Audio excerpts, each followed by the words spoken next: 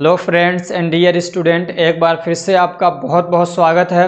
आज के इस लेक्चर में हम लोग पढ़ने वाले हैं एक फेवरेट सब्जेक्ट जिसके बारे में आप लोग बार बार कहते हैं वीडियोस बनाने के लिए। और आज का जो टॉपिक है वो बहुत ज़्यादा इंटरेस्टिंग भी है और बहुत ज़्यादा इम्पोर्टेंट भी है एग्ज़ाम के पॉइंट ऑफ व्यू से, इसलिए कि ये जो चैप्टर है यहाँ से क्वेश्चन हर बार पूछा ही जाता है किसी न किसी भी तरीके से। तो आज हम लोग पढ़ेंगे HAP का चैप्टर नंबर 7। क्या पढ़ेंगे? HAP का चैप्टर नंबर 7 पढ़ेंगे, जो क्या है कार्डियोवास्कुलर सिस्टम। क्या है? Cardiovascular system. तो कार्डियक का मतलब आप जानते हैं होता है हार्ट, ठीक है ना। कार्डियक का मतलब होता है हार्ट, और वेस्कुलर का मतलब जो वेसल्स हैं यानी ब्लड वेसल्स, ठीक है। तो कार्डियोवास्कुलर मतलब जो हमारा हार्ट है और उसके साथ में जो ब्लड वेसल्स हैं, ये जो दोनों सिस्टम मिलता है उसको बोलते हैं कार्डियोवास्कुलर सिस्टम। तो जो भी आपके सिलेबस में वो पूछा है वो हम लोग पढ़ेंगे। सबसे पहले हम लोग पढ़ेंगे एनाटोमी।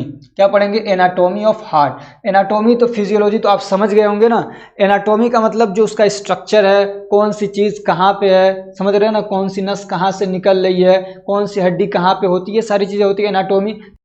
तो अब ये जो हार्ट है इसके अंदर कोई हड्डी नहीं होती है, तो आप कमेंट करके बताएंगे कि ऐसे हमारी बॉडी के टिश्यू जिनके अंदर कोई हड्डी नहीं होती है उसको क्या बोलते हैं, ठीक है। तो चलिए अब हम लोग शुरू करते हैं और पूरे हार्ट के पहले हम लोग एनाटोमी को देखते हैं। तो ये आपका एक कलरफुल हार्ट है, ऐसे होता नहीं है कलरफुल, लेकिन ये समझाने के लिए बहुत अच्छा है कलरफुल, इससे आपको सारी चीज़ें अच्छे से समझ में आएंगी।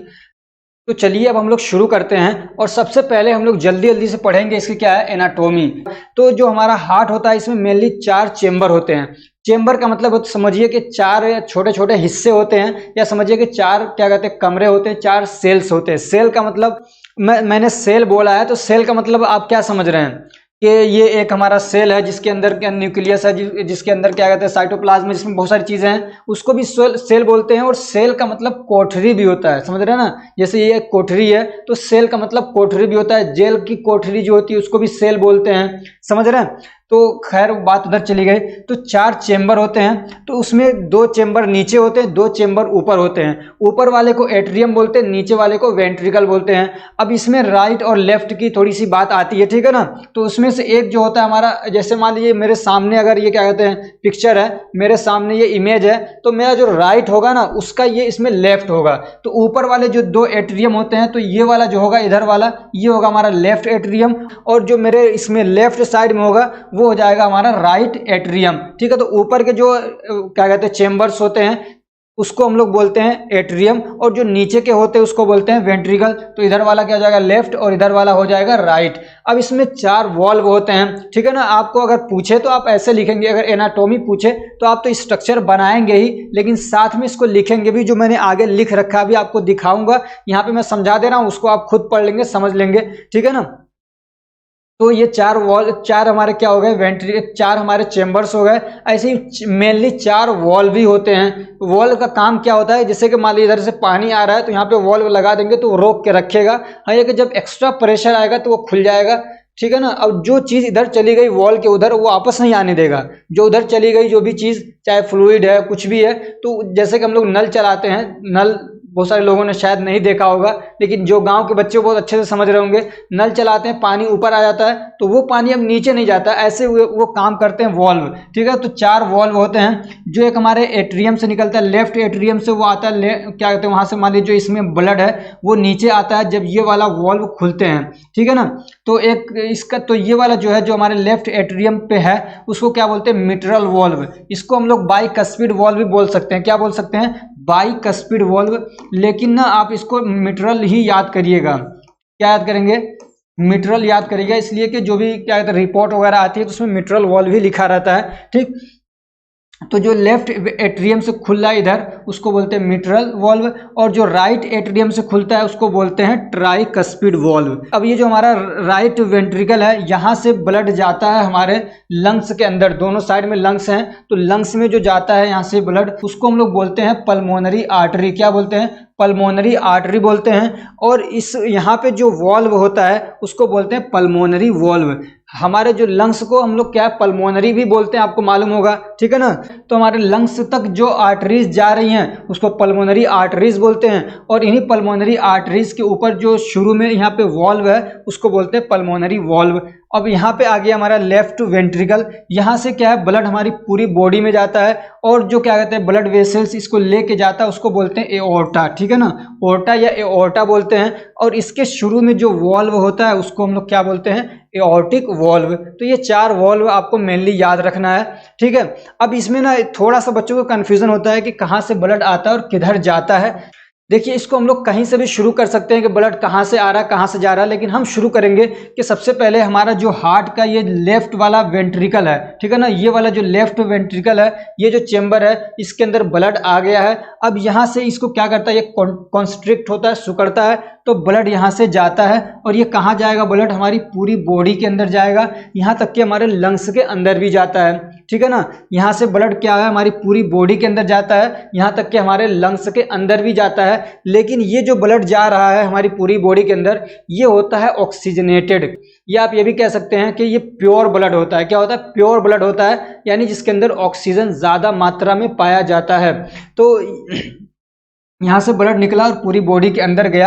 अब पूरी बॉडी में जब जाता है तो ब्लड क्या होता है, न्यूट्रिशन भी लेके जाता है, समझ रहे हैं ना। ब्लड जो ब्लड है जो यहाँ से जाता है हमारे लेफ्ट वेंट्रिकल से, ये न्यूट्रिशन वगैरह लेके जाता है। इसके अंदर वेस्ट बहुत थोड़े अमाउंट में होता है, बहुत सारा तो किडनी वगैरह उसको निकाल के बाहर कर देती है, ठीक है।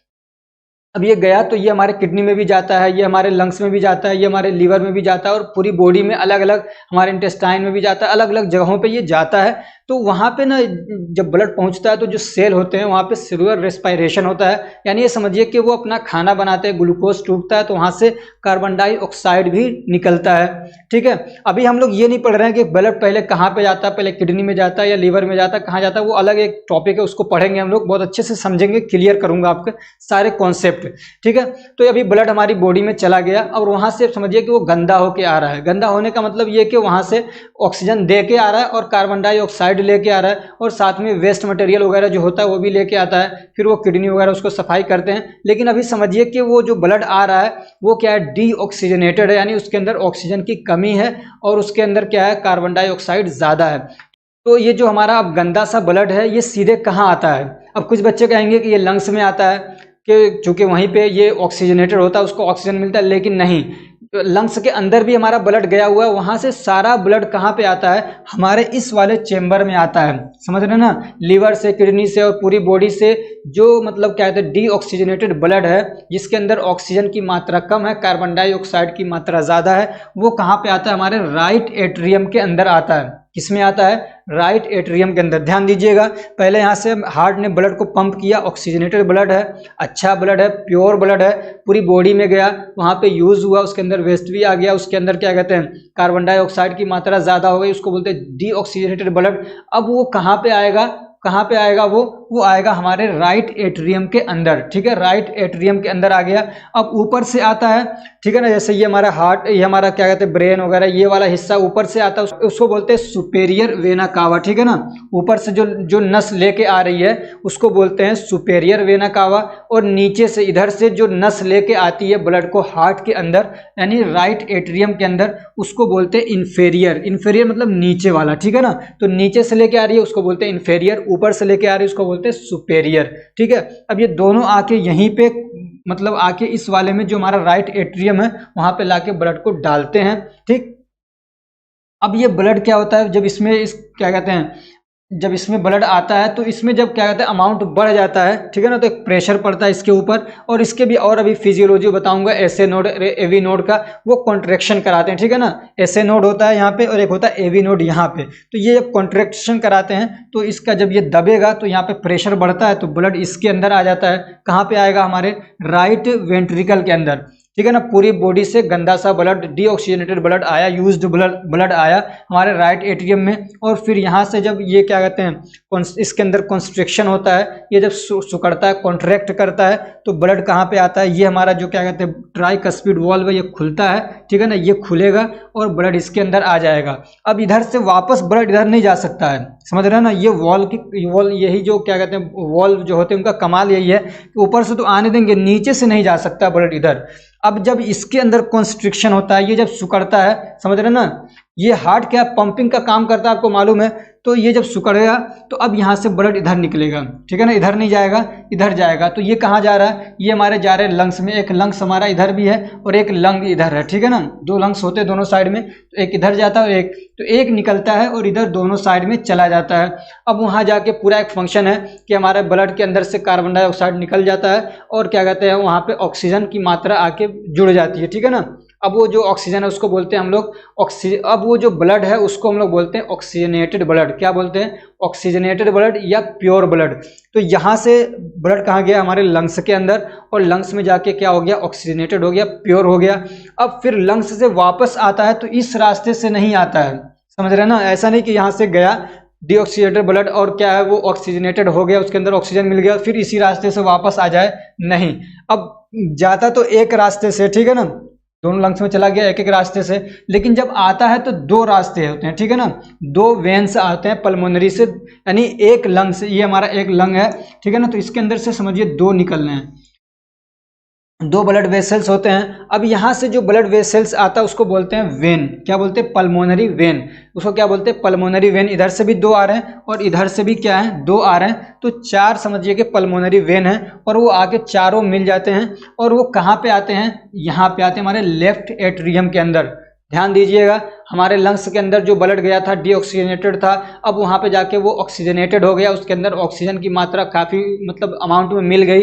अब वो ब्लड कहाँ आएगा, हमारे इस वाले लेफ्ट एट्रियम में, और वहाँ से क्या है, दो इस लंग्स से नसें आती हैं, दो वेसल्स आती हैं, उसको बोलते हैं पल्मोनरी वेन।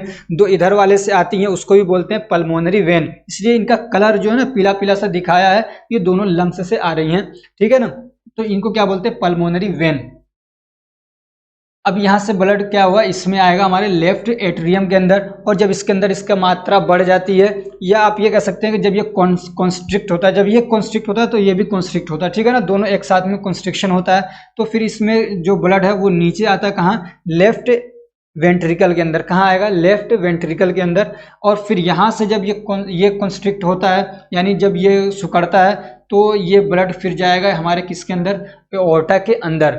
अब एक चीज़ और समझिए, अब फिर यहाँ से ये पूरी बॉडी में चला जाता है। अब एक चीज़ और समझिए कि आर्टरीज और वेन क्या होते हैं। तो कई सारी जगहों पे आपने पढ़ा भी होगा या सुना होगा कि जिसके अंदर, जिन ब्लड वेसल्स के अंदर ऑक्सीजनेटेड ब्लड रहता है उसको हम लोग बोलते हैं आर्टरीज, और जिन ब्लड वेसल्स के अंदर क्या कहते हैं, हमारे डीऑक्सीजनेटेड ब्लड होता है उसको बोलते हैं वेन। लेकिन इस डेफिनेशन को आप यहाँ पे फिट करेंगे तो बिल्कुल गलत हो जाएगा, समझ रहे हैं ना। किसी हद तक ये ठीक है कि बॉडी मतलब हार्ट से हट के अगर हम लोग देखें तो ये डेफिनेशन सही हो सकता है कि जिसके अंदर ऑक्सीजनेटेड ब्लड है उसको हम लोग आर्टरीज बोलते हैं, जिसके अंदर डीऑक्सीजनेटेड ब्लड है उसको हम लोग वेन बोलते हैं। ये कहीं तक ठीक हो सकता है, लेकिन जब हार्ट में आप इसको अप्लाई करेंगे तो ये डेफिनेशन बिल्कुल गलत हो जाएगा। अब दूसरी डेफिनेशन क्या है जो मतलब पूरी तरीके से हर जगह फिट हो जाएंगी, वो है कि हमारा हार्ट ब्लड को पंप करता है, हमारा हार्ट जब ब्लड को पंप करता है और ब्लड जब निकलता है हार्ट से, और वो चाहे कहीं पे भी जा रहा हो, तो जो नसें उसको लेके जाती हैं, हमारे हार्ट ने ब्लड को पंप किया और फिर वहाँ से वो नसों के ज़रिए से ही जाएगा, ब्लड वेसल्स के ज़रिए से कहीं पे भी जाएगा बॉडी में, इधर इधर इधर नीचे ऊपर, ठीक है ना। तो जो नसें लेके जाती हैं ब्लड से पंप किया हुआ ब्लड, हार्ट से पंप किया हुआ ब्लड, उसको बोलते हैं आर्टरीज। समझ में आ रही बात। और जो क्या कहते हैं नसें लेके आती हैं ब्लड को हमारे हार्ट के अंदर, उनको बोलते हैं वेन्स। अब देखिए कैसे, अब देखिए कि ये क्या है, राइट वेट्रियम, आपको मालूम है यहाँ पे जो ब्लड आता है वो डीऑक्सीजनेटेड होता है और यहाँ से ब्लड पंप कर रहा है। तो यहाँ से ब्लड कौन सा जा रहा है, डीऑक्सीजनेटेड ब्लड जा रहा है। कहाँ पे जा रहा है, हमारे लंग्स में। तो यहाँ पे वेन्स होना चाहिए ना, पल्मोनरी वेन होना चाहिए, क्योंकि उसके अंदर तो डीऑक्सीजनेटेड ब्लड है। लेकिन हम लोग क्या बोल रहे हैं, इसको आर्टरीज बोल रहे हैं, पल्मोनरी आर्टरीज। तो जो मैंने अभी लास्ट में डेफिनेशन बताया आपको कि जब हमारा हार्ट क्या है ब्लड को पंप करता है, तो जो नसें इसको लेके जाती हैं, चाहे वो क्या है ब्लड ऑक्सीजनेटेड हो चाहे डीऑक्सीजनेटेड हो, तो उसको हम लोग क्या बोलते हैं, उन नसों को बोलते हैं आर्टरीज। और जब क्या कहते हैं कहीं से भी ब्लड हमारे हार्ट के अंदर आता है, चाहे वो ऑक्सीजनेटेड हो चाहे डीऑक्सीजनेटेड हो, तो जो नसें उसको लेके आती हैं उसको हम लोग बोलते हैं वेन। जैसे कि देखिए पल्मोनरी वेन, यानी हमारे लंग्स से ब्लड आ रहा है, वो क्या है ऑक्सीजनेटेड है, लेकिन उसको जो लेके आ रहा है उसको क्या बोलते हैं हम लोग वेन बोल रहे हैं। समझ में आ रही बात। ऐसे ही आप देखिए वेना कावा जो है, तो ये भी एक तरीके से वेन ही है। इसके अंदर क्या है, कौन सा ब्लड आ रहा है, डीऑक्सीजनेटेड ब्लड है, ठीक है ना। कौन सा है, डीऑक्सीजनेटेड ब्लड है। तो जो हमारी बॉडी के अंदर, जो हमारे हार्ट के अंदर आ रहा है। तो आपको काफ़ी हद तक चीज़ें समझ में आ गई होंगी, सारा जो इसका क्या कहते हैं एनाटॉमी समझ में आ गया। अब हम लोग थोड़ा सा मतलब डिटेल में फिजियोलॉजी इसकी समझ लेते हैं। इसको मैं मिटा देता हूं और डिटेल में थोड़ी सी मतलब हम लोग इसकी फिजियोलॉजी समझ लें, जिसको आप एग्ज़ाम में जाके लिख सकते हो आसानी से। समझ रहे हैं, बहुत आसान है, मुश्किल नहीं है। अब हम लोग पढ़ते हैं इसकी फिजियोलॉजी। इसकी आधी फिजियोलॉजी तो आपको समझ में आ ही गई है अब तक। तो सबसे पहले हम लोग क्या देखेंगे कि हमारी बॉडी के अंदर क्या है, डीऑक्सीजनेटेड ब्लड है। क्या है, हमारी बॉडी के अंदर ब्लड घूम रहा है, डीऑक्सीजनेटेड है, ठीक है ना। तो वो ब्लड कहाँ पे आता है, वो आता है हमारे राइट एट्रियम के अंदर। कहाँ पे आएगा, राइट एट्रियम के अंदर आ गया, ठीक है ना। कहाँ से आता है, सुपेरियर वेना कावा से और इंफेरियर वेना कावा से होते हुए आता है हमारे राइट एट्रियम के अंदर।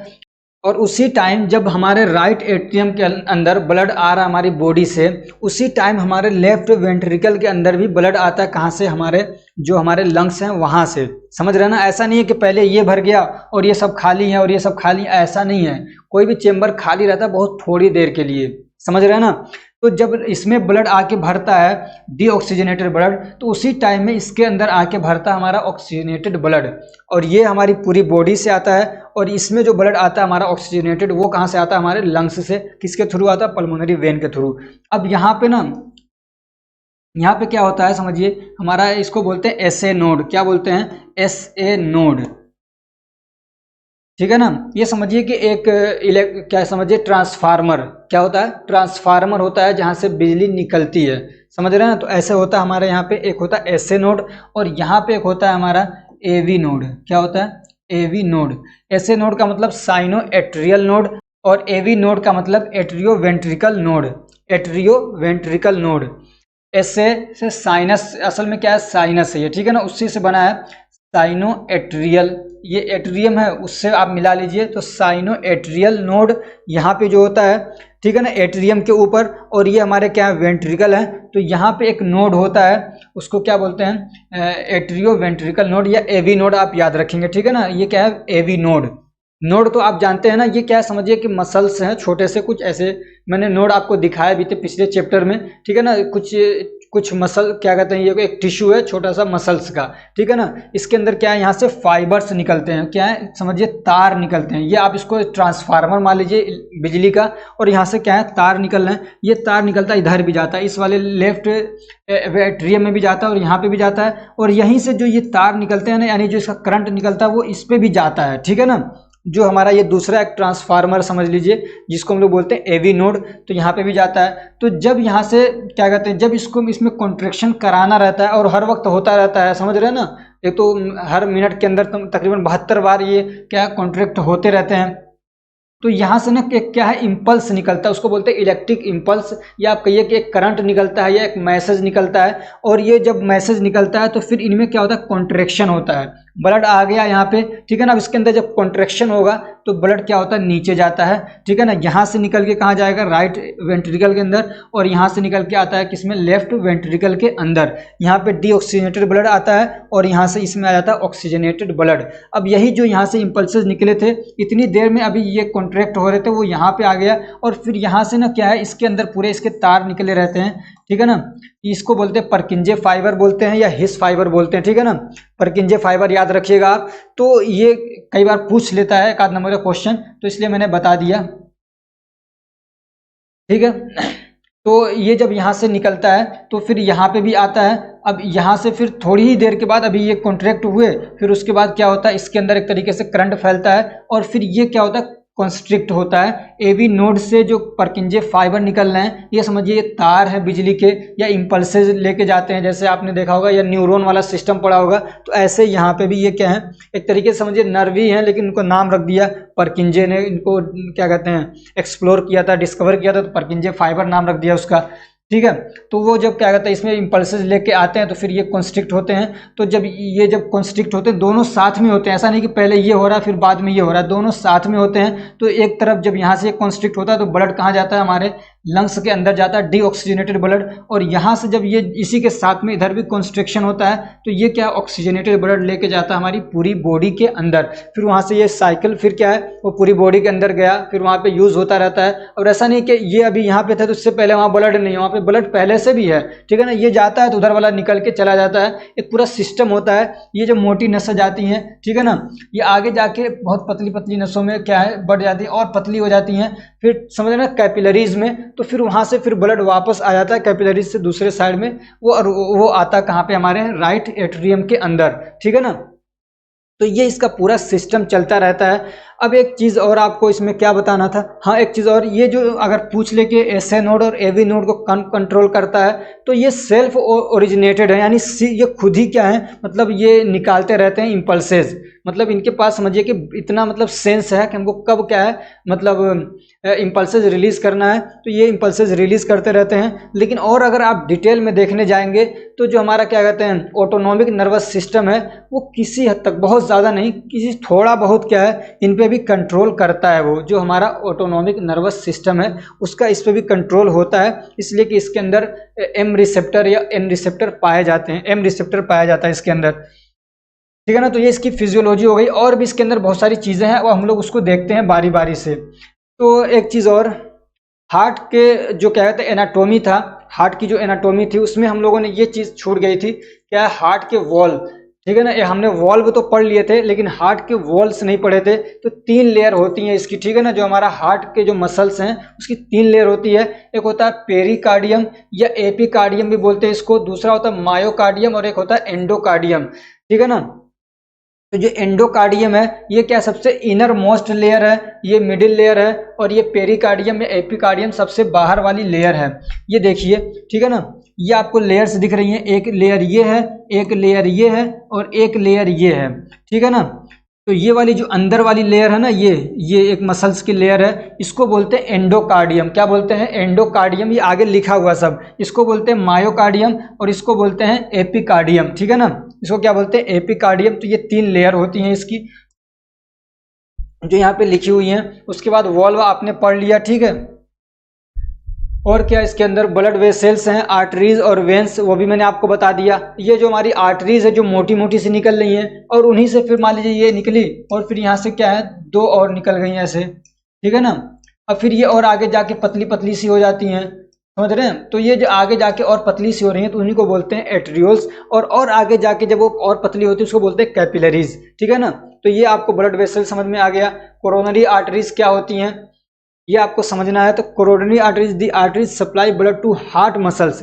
एक तो हार्ट मतलब दूसरी जगहों को भेज रहा है, लेकिन उसी में साथ में खुद अपने को भी ब्लड पहुंचाता है हार्ट, ठीक है ना। हार्ट पंप कर रहा है तो ऐसा नहीं कि पूरे दूसरे को तो पहुंचा दिया और खुद क्या भूखा रह जाए, तो ऐसा नहीं होता है। बाहर भी ब्लड भेजता है और खुद अपने मसल्स तक भी भेजता है। उसको तो सबसे ज़्यादा ज़रूरत होती है इसलिए कि हर वक्त उसको काम करना है। तो जो आर्टरीज या जो नसें ब्लड हमारे हार्ट तक खुद लेके जाती हैं, मतलब हार्ट के मसल्स तक, उसको क्या हम लोग बोलते हैं कोरोनरी आर्टरीज बोलते हैं। उसको क्या बोलते हैं कोरोनरी आर्टरीज बोलते हैं, ठीक है ना। और वेन्स आप समझ गए, ठीक है ना। और यही वेन्स जो पतली पतली होती हैं उसको वेन्यूल्स बोलते हैं, और जो बहुत पतली नसें होती हैं चाहे वो वेन्स हों चाहे वो आर्टरीज हों उसको क्या बोलते हैं हम लोग कैपिलरीज बोलते हैं। आपने चेम्बर भी देख लिए, 4 चेम्बर होते हैं, राइट और लेफ्ट, ठीक है ना। ये चेम्बर आपको याद हो गए हैं, लोग इसमें वेस्ट नहीं करेंगे टाइम। फिजियोलॉजी, अब ये देखिए सिस्टोल और डायस्टोल ये पूछ सकता है, एक नंबर का 2 नंबर का क्वेश्चन आ जाता है, ठीक है। तो हार्ट की फिजियोलॉजी आपने समझ लिया है। हार्ट एक तरीके से पंपिंग मशीन की तरह से काम करता है, एक मोटर है जो ब्लड क्या है पंप करता है, ऐसे ही हमारा हार्ट क्या है ब्लड को पंप करता रहता है। अब ये सिस्टोल और डायस्टोल क्या होते हैं, व्हेन हार्ट चेम्बर्स रिलैक्स, जब हमारे हार्ट के चेम्बर रिलैक्स होते हैं, एक तो कॉन्स्ट्रिक्ट हुए फिर रिलैक्स होते हैं, कॉन्स्ट्रिक्ट होते हैं रिलैक्स होते हैं, ठीक है। तो जब हमारे हार्ट के जो चेम्बर्स हैं वो जब रिलैक्स होते हैं, इट अलाउज द ब्लड, यहाँ पे 2 लगा लेंगे तो अच्छा रहेगा, it allows the blood to fill into them, ठीक है ना। जब ये चेम्बर्स रिलैक्स होते हैं तो ये ब्लड को कहते हैं कि आ जाओ हमारे अंदर भर जाओ, वही है मतलब दे अलाउज, यानी उनको अलाउ करते हैं ब्लड को, यानी उसको परमिशन देते हैं कि आके तुम हमारे अंदर भर सकते हो।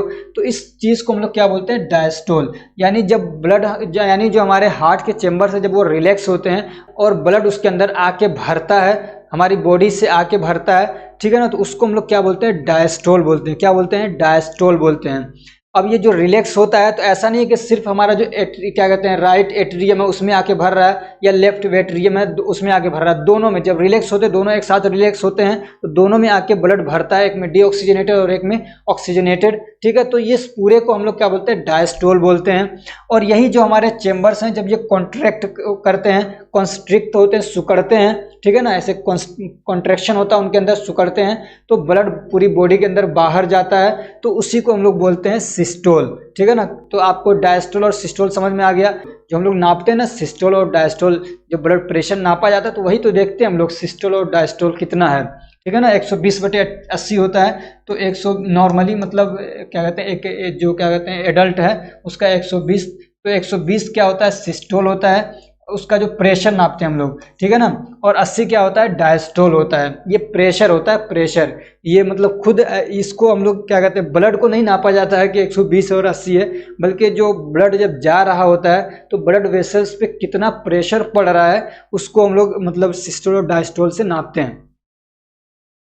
अब कार्डियक साइकिल क्या होता है, तो यही जो हमारे सिस्टोल और डायस्टोल दोनों जब होते हैं, सिस्टोल समझ में आ गया आपको, डायस्टोल समझ में आ गया, तो जब ये दोनों काम होते हैं, ठीक है ना, ये दोनों काम जब हो जाते हैं तो इस पूरे दोनों को मिला के उसको क्या बोलते हैं हम लोग, एक साइकिल बोलते हैं। ठीक है ना, उसी को हम लोग क्या बोलते हैं, एक कार्डियक साइकिल हो गया। सिस्टोल भी हो गया, डायस्टोल भी हो गया, ब्लड चेंबर हमारे रिलैक्स हुए, ब्लड आके भरा, कंस्ट्रिक्ट किया, ब्लड पूरी बॉडी के अंदर गया, तो ये जो पूरा एक साइकिल इसको बोलते हैं। ठीक है ना, दोनों काम मिला के हो गया एक साइकिल।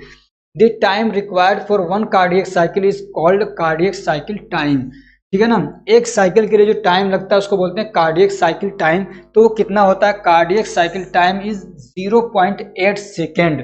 0.8 सेकेंड के अंदर एक कार्डियक साइकिल हमारा पूरा हो जाता है। ठीक है ना, एक नंबर का क्वेश्चन, 0.8 सेकेंड के अंदर हमारा एक कार्डियक साइकिल पूरा हो जाता है। और 72 क्या है, कार्डियक साइकिल टेक प्लेस होते हैं 1 मिनट के अंदर, यानी 72 बार क्या होता है, कार्डियक साइकिल होता है। सिस्टोल और डायस्टोल दोनों होते हैं 72 बार। ठीक है ना, उसी को नापा जाता है कि दिल कितनी बार धड़क रहा है, समझे ना, नॉर्मली बोल दिया जाता है कि कितनी बार धड़क रहा है, हार्ट बीट कितना है, तो ये तो बोली जाती है। तो कितनी बार मतलब क्या है, कार्डियक साइकिल होता है 1 मिनट के अंदर 72 बार होता है। एक चीज और मैं यहाँ पे बता दूं, बहुत सारे स्टूडेंट बार बार मुझसे कह रहे हैं सर MCQs दीजिए।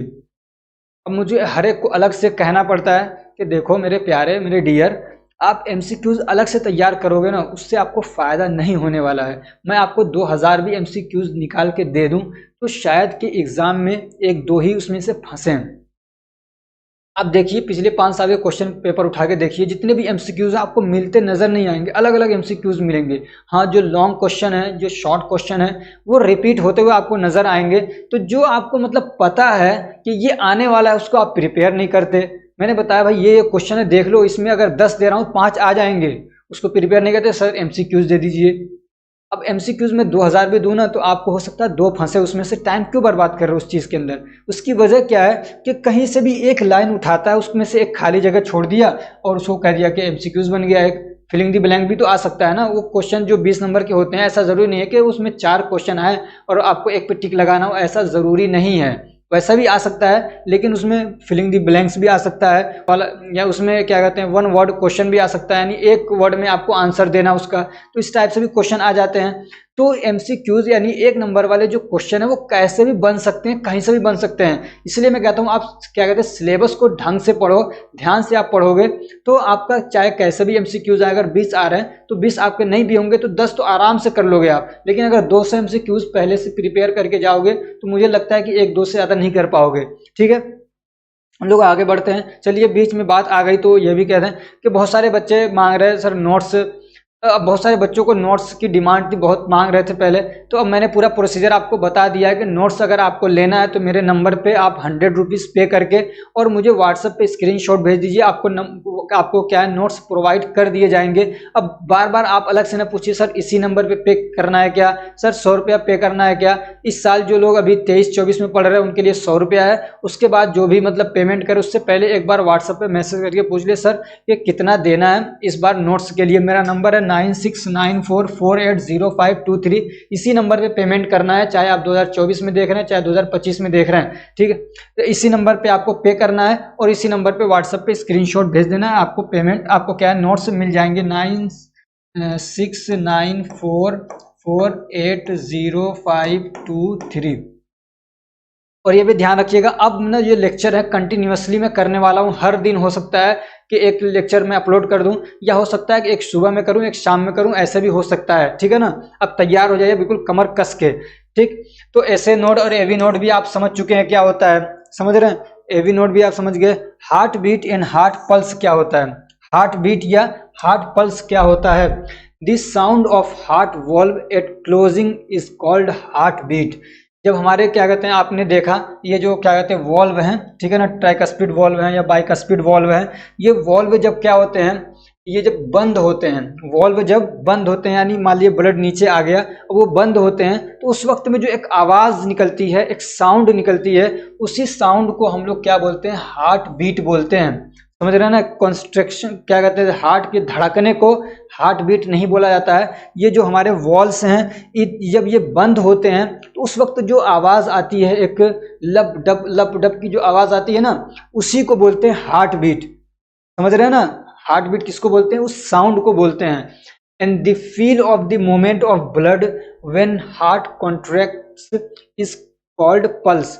और ये कहते हैं ना पल्स, जिसको नब्ज बोला जाता है। तो नब्ज क्या होता है कि जब हमारा ब्लड मतलब फ्लो कर रहा है, तो उसको हम लोग उसके मूवमेंट को जो फील करते हैं, ब्लड फ्लो कर रहा है तो वो कितनी तेजी से फ्लो कर रहा है, कितना तेज नहीं कर रहा है, उसके फ्लो को, उसके बहने को हम लोग जो फील करते हैं, जो टच करके मालूम करते हैं उसकी स्पीड को, उसको हम लोग क्या बोलते हैं, उसको बोलते हैं पल्स। ठीक है ना, कंफ्यूजन रहता है कि हार्ट बीट क्या है, पल्स क्या है। तो हार्ट बीट साउंड है, और क्या कहते हैं ब्लड का जो फ्लो है उसको बोलते हैं हम लोग क्या, पल्स। ठीक है, अब ये जो आपको ना मैंने बता दिया, और एसए नोड और एवी नोड, उसी को यहाँ पे लिखा है हार्ट कंडक्शन सिस्टम। कंडक्शन का मतलब ये समझिए कि वहां से जो इम्पल्सेस रिलीज हो रहे हैं। तो आपको ये मैंने बताया कि जो हमारे एट्रियम होता है, जो हमारा राइट वाला, ठीक है ना, ये तो हमारा लेफ्ट है, ये जो राइट एट्रियम है वहां पे एक ये नोड है, एक समझिए टिश्यू है मस्कुलर, ठीक है। और यहाँ से क्या है, कुछ फाइबर्स वगैरह निकलते हैं। तो यहाँ से क्या होता है, ये जब मतलब ये अपने हिसाब से कंट्रोल करता रहता है, तो यहाँ से ये इम्पल्सेस रिलीज करता है। तो इस चेम्बर पे भी करता है, इसमें असल में इस पे होता है, मतलब ना ये दिखाया है यहाँ पे, लेकिन ये कहाँ पे होता है इसका असर, इस पे। ठीक है ना, ये जब अपने मतलब इम्पल्सेस को भेजता है तो फिर इसमें क्या होता है, कॉन्स्ट्रिक्शन होता है। तो ये ऐसे नोड है जो इन दोनों को कंट्रोल करता है, और यहीं से क्या है, इम्पल्सेस निकल के इस पे भी आते हैं, समझे ना, इधर से आ सकते हैं। और यहाँ पे हमारा क्या है, एक नोड है, उसको बोलते हैं AV node, atrio ventricle node. अब ये देख रहे हैं कैसे फैला हुआ है पूरे ब्रांच इसके, इसको हम लोग क्या बोलते हैं, इसको हम लोग बोलते हैं bundle of his. Bundle of his भी बोलते हैं, या परकिंजे फाइबर भी बोलते हैं। क्या बोलते हैं, परकिंजे फाइबर बोलते हैं हम लोग। अब एक चीज पूछता है कि सर्कुलेशन क्या होता है। भाई सर्कुलेशन क्या है, तो circulation refers to the continuous flow of blood through cardiovascular system. ठीक है ना, तो हमारा जो पूरा कार्डियोवास्कुलर सिस्टम है, यानी हमारा हार्ट, और उसके साथ में जो पूरे क्या कहते हैं हमारा मतलब ब्लड वेसल्स हैं, जो मतलब इधर से निकल रही हैं वापस आके हमारे हार्ट में ब्लड को पहुंचा रही हैं। तो ये जो पूरा एक नेटवर्क बिछा हुआ है ना, हार्ट के जरिए से बिछे हुए जो ये पूरा एक नेटवर्क है ना, हार्ट और उससे निकले हुए ब्लड वेसल्स, इस पूरे के अंदर जो ब्लड हमारा फ्लो करता रहता है, उसके अंदर ब्लड जो घूमता रहता है, उसी को बोलते हैं सर्कुलेशन। ठीक है ना, ब्लड सर्कुलेशन या सर्कुलेशन बोलते हैं। अब इसके अंदर हमारे हार्ट भी आ जाता है, आर्टरीज भी आ जाती है, वेंस भी आ जाती है, कैपिलरीज, कहीं भी ब्लड जा रहा है, घूम के आ रहा है हार्ट के अंदर, तो वो हो जाता है हमारा क्या कहते हैं, सर्कुलेशन। अब एक है पल्मोनरी सर्कुलेशन और एक है कोरोनरी सर्कुलेशन। ठीक है ना, तो पल्मोनरी सर्कुलेशन क्या होता है, right side of heart involves in the pulmonary circulation. जो हमारा राइट साइड का मतलब इधर वाला मैंने दिखाया ना, उधर वाला लेफ्ट होता है, इधर वाला राइट होता है। तो जो राइट साइड वाला हमारा हार्ट होता है वो पल्मोनरी सर्कुलेशन में क्या होता है, इन्वॉल्व होता है। वो भी आपको समझ में आ गया। ठीक है, तो ये पल्मोनरी सर्कुलेशन क्या है कि हमारे क्या कहते हैं राइट एट्रियम में ब्लड आया और फिर वहाँ से पंप किया गया लंग्स के अंदर, वहाँ पे जाके लंग्स में जाता है। आगे उसकी डिटेल पढ़ेंगे कि वो कैसे ऑक्सीजनेटेड होता है, वो कैसे ऑक्सीजन आता है उसमें, वहाँ पे डिफ्यूजन होता है। ठीक है ना, फिर उसके बाद वो ब्लड आ जाता है हमारे लेफ्ट क्या कहते हैं लेफ्ट एट्रियम के अंदर। तो ये जो सर्कुलेशन है ब्लड का, उसको बोलते हैं पल्मोनरी सर्कुलेशन। और कोरोनरी सर्कुलेशन क्या है, coronary circulation is a circulation of blood in which heart pumps blood to the heart. और कोरोनरी सर्कुलेशन ये होता है कि हार्ट ये ब्लड को पंप करता है खुद हार्ट के मसल्स तक। समझ रहे हैं ना। हार्ट के मसल्स तक जो ब्लड पंप किया जाता है, हार्ट उसको पंप करता है, तो इसमें जो ब्लड आता है पूरा घूम के वापस से हार्ट में आता है, तो इस वाले सर्कुलेशन को बोलते हैं कोरोनरी सर्कुलेशन। अब इसमें हो सकता है एक आध नंबर क्वेश्चन आपको कंफ्यूज करने के लिए पूछ ले कि सिस्टेमिक सर्कुलेशन क्या होता है। तो यही सर्कुलेशन जो मतलब हमारे क्या है हार्ट से निकला, ठीक है ना, ऑक्सीजनेटेड ब्लड गया पूरी बॉडी के अंदर और फिर घूमता हुआ वापस से हमारे क्या कहते हैं राइट एट्रियम के अंदर आ गया। तो ये जो पूरा मतलब अब इसमें ना बहुत सारे ऑर्गन्स के पास में भी जाता है, हमारे किडनी के पास भी जाता है ब्लड, क्या कहते हैं लंग्स के पास भी जाता है, और भी मतलब बॉडी के अलग अलग ऑर्गन से होते हुए वापस आता है। तो इस पूरे सर्कुलेशन को क्या बोलते हैं? Systemic circulation. क्या बोलते हैं? सिस्टेमिक सर्कुलेशन बोलते हैं। तो फ्रेंड्स आप ये देख रहे हैं, ये है हमारा एक ह्यूमन का हार्ट। ये नीचे जो आपको धड़कता हुआ दिख रहा है ये पूरा बड़ा सा, ये हमारे वेंट्रिकल्स होते हैं। और ऊपर जो दो हैं आपको ये दिख रहे हैं, ये एक है और एक ये तो ये दोनों क्या हमारे एट्रियम है, ठीक है। ये वाला जो होता है ये हमारा राइट एट्रियम होता है, और ये जो है आपको ये जहाँ पे ये सफेद सा निशान आपको दिख रहा होगा, ऐसे मैं कर रहा हूँ, तो ये हमारा सुपेरियर वेना कावा हो जाता है, और ये नीचे हमारा क्या होता है इंफेरियर वेना कावा हो जाता है। और ये वाला जो है ये हमारा एक एट्रियम है। ये कौन सा है हमारा? ये हमारा क्या कहते हैं लेफ्ट एट्रियम है, ठीक है ना। ये लेफ्ट एट्रियम है। ये दो यहाँ से आप देख रहे होंगे पल्मोनरी वेन्स हैं, ठीक है ना। ये क्या है? दो पल्मोनरी वेन्स हैं, यहाँ से ब्लड आता है, ठीक है ना, ऑक्सीजनेटेड ब्लड आता है इसमें हमारे किसमें लेफ्ट एट्रियम के अंदर। तो ये लेफ्ट एट्रियम है। तो इस तरीके से चार क्या है चेम्बर होते हैं। ये दो ऊपर हैं जो आपको अलग अलग दिख रहे हैं। तो ये आप देख पा रहे होंगे कि ये कैसे मतलब लगातार काम कर रहे हैं। तो इसी स्पीड से हम सबका हार्ट क्या है ऐसे ही धड़कता है। तो धड़कने का मतलब ऐसे रिलैक्स होता है, कंस्ट्रिक्ट होता है, रिलैक्स होता है, कंस्ट्रिक्ट होता है, ऐसे ऊपर वाले भी और ये नीचे वाले भी। ये नीचे वाले अलग अलग आपको नहीं दिखेंगे, लेकिन ऊपर वाले दोनों आपको अलग अलग दिख पाते हैं। एक चीज आपको इसमें और दिखाना है वो ये कि हमारा जो हार्ट है, तो इस हार्ट के ऊपर इस हार्ट के मसल्स को भी तो ब्लड सप्लाई होती है। तो उसमें जो लाल लाल सा दिख रहा है ये ऑक्सीजनेटेड ब्लड आता है, इसको बोलते हैं हम लोग कोरोनरी आर्टरीज। और इसमें जो आपको नीले नीले से दिख रहे हैं, ठीक है ना, ये नीला नीला सा जो आपको दिख रहा है ये, ठीक है ना। तो इस नीले वाले को हम लोग बोलते हैं कोरोनरी वेन्स, ठीक है ना। क्या है? Coronary veins. यहाँ से डीऑक्सीजनेटेड ब्लड वापस जाता है। तो ये पूरा आपका क्या है हार्ट है, जो आपने पूरा डिटेल में पढ़ा उसको यहाँ पे आपने देख लिया। अब एक बहुत ज़्यादा इंपॉर्टेंट टॉपिक है बेसिक्स ऑफ ईसीजी, इलेक्ट्रोकार्डियोग्राम। अब चूंकि टाइम काफ़ी ज़्यादा हो चुका है, वीडियो काफ़ी लंबी हो चुकी है और मैं भी अब थक चुका हूँ, प्यास भी लग चुकी है, तो इसलिए अब इस वीडियो को यहीं पे हम लोग करते हैं ख़त्म। नेक्स्ट पार्ट में हम लोग पढ़ेंगे बहुत जल्द basics of cardiovascular, basics of ECG, और इसके बाद और भी अभी कई सारे टॉपिक्स हैं, उनको सब हम लोग कवर करेंगे।